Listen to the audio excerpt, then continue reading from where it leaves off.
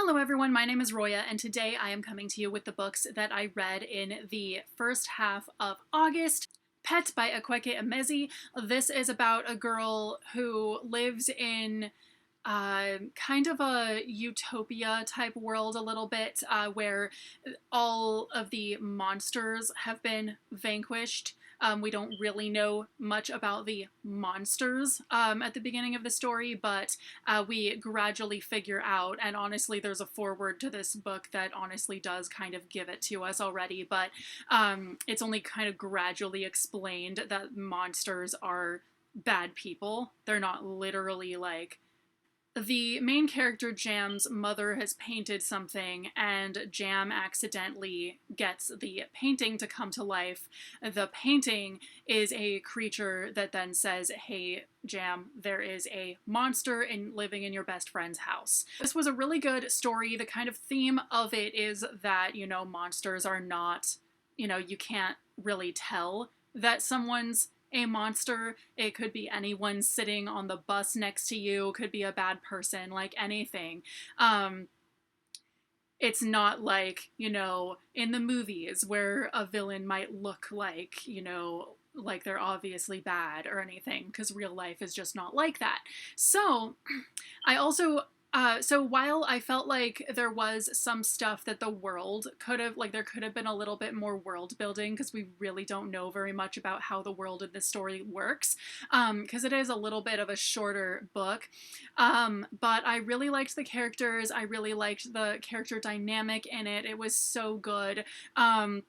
I also love how the characters have really crazy names in this. Like, their names are actually like things, like Redemption, Malachite, Moss, just literally anything. So I thought that was just really cool and just really unique. And the whole book was really unique. I've just not read anything like this before.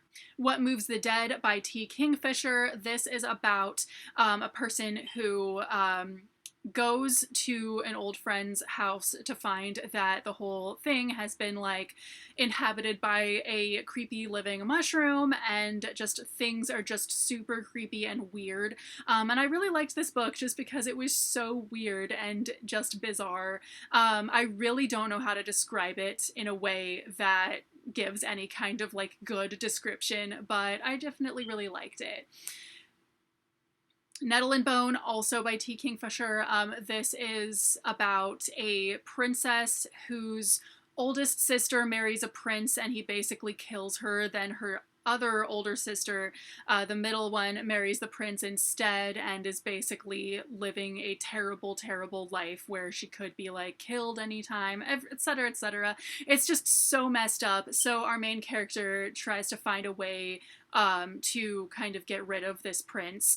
And the story is about a lot more than that. That's kind of just the bare bones of it, but the whole thing is really interesting. I think these were the first two books I'd ever read by T. Kingfisher, and I definitely want to get into more of her stuff, because I think there's just a level of uniqueness there that is really similar to kind of Patricia A. McKillip's books, for instance, where they're just very bizarre in a way that doesn't try to explain itself.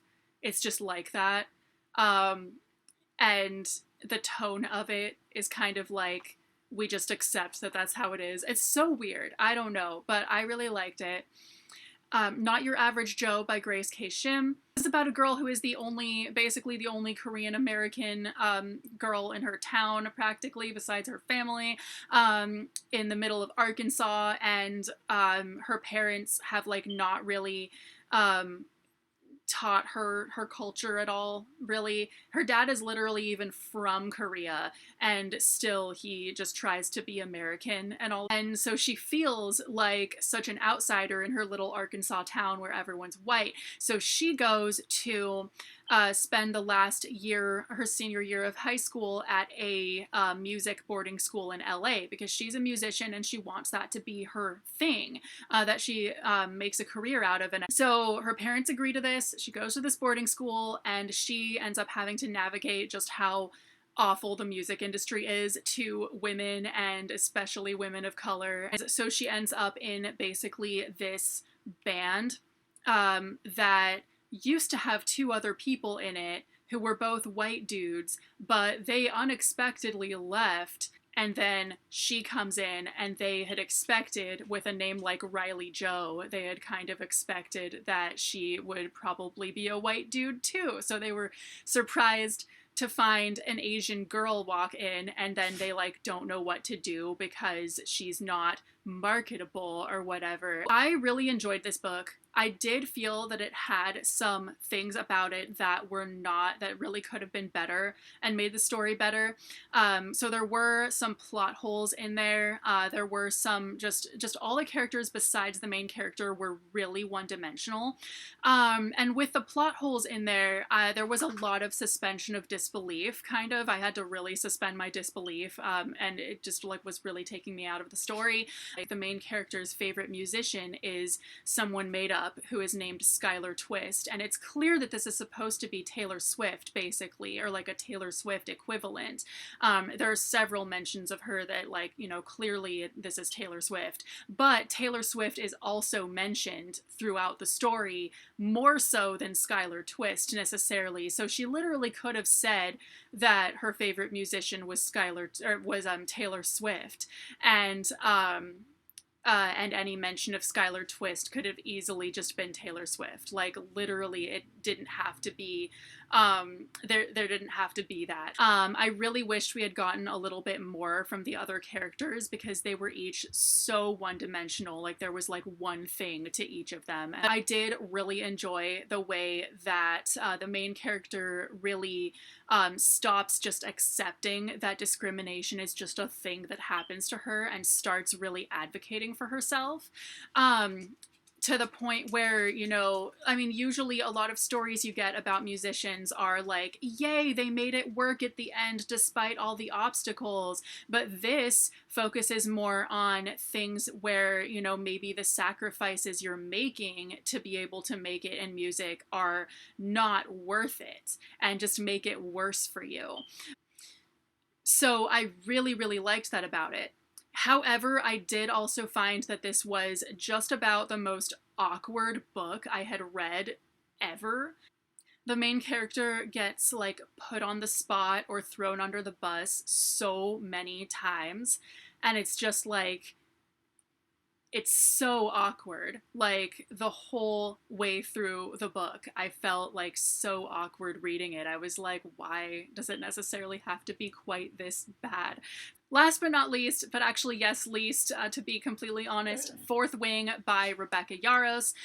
This is a book that sounds really awesome from the premise, so you would think it would be a great book. This is basically about a girl who goes to a war college for dragon riders, basically, where she has to hide the fact that she's disabled, and that and basically she's already at a disadvantage as well, that she has not been training for that her whole life at all.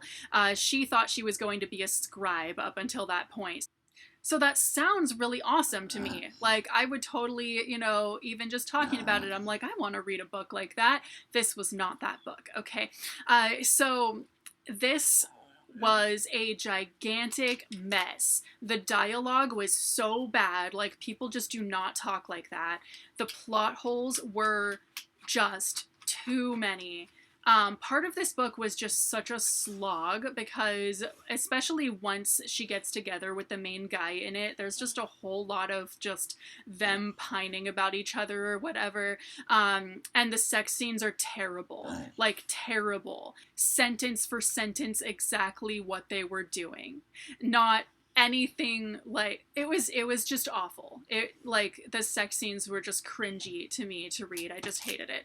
So my animals are making all kinds of noise over here. We basically didn't get a reason for any of what went on in the book. It was really unoriginal. Like, the first sentence of the book tells us that the dragon riders die if their dragons die. because that's not been done in Aragon or anything like that. I mean, Aragon did the exact opposite. It's the dragons who die if their riders die, but it's the same thing. Like, this book literally had nothing original to it.